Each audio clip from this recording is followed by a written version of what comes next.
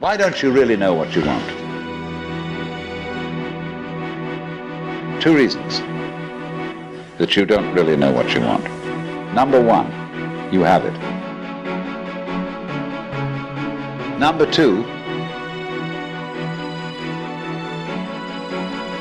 you don't know yourself, because you never can. The Godhead is never an object of its own knowledge.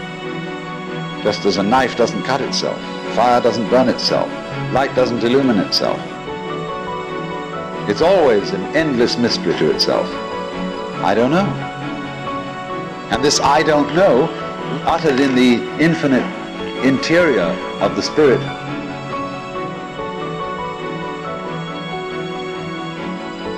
this I don't know is the same thing as I love, I let go, I don't try to force or control. It's the same thing as humility. If you think that you understand Brahma, you do not understand, and you have yet to be instructed further.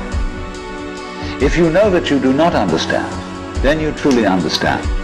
For the Brahman is unknown to those who know it, and known to those who know it not.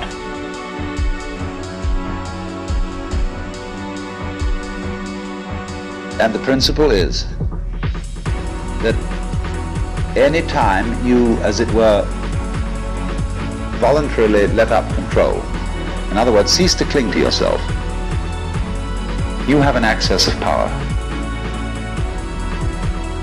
Because you're wasting energy all the time in self-defense, trying to manage things, trying to force things to conform to your will. The moment you stop doing that, that wasted energy is available. And therefore, you are, in that sense, having that energy available, you are one with the divine principle. You have the energy. When you're trying, however, to act as if you were God, that is to say, you don't trust anybody and you're the dictator and you have to keep everybody in line, you lose the divine energy. Because what you're doing is simply defending yourself. So then, the principle is, the more you give it away, the more it comes back. Now you say, I don't have the courage to give it away. I'm afraid.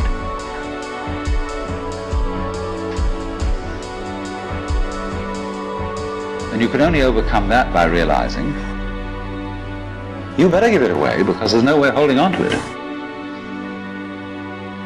The meaning of the fact, you see, that everything is dissolving constantly, that we're all falling apart, we're all in a process of constant death, and that the worldly hope men set their hearts upon turns ashes, or it prospers, and like snow upon the desert's dusty face, lighting a little hour or two is gone. You know, all that Omar Khayyam jazz.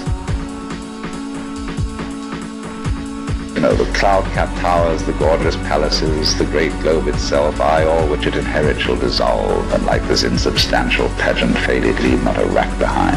All falling apart. Everything is. That's the great assistance to you. That fact that everything is in decay is your helper. That is allowing you that you don't have to let go because there's nothing to hold on to. It's achieved for you, in other words, by the process of nature.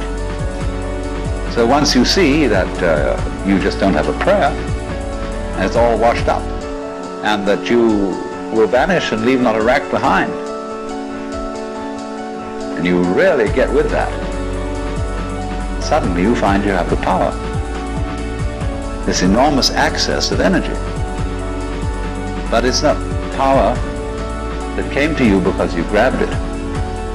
It came in entirely the opposite way. The power that comes to you in the opposite way is power with which you can be trusted.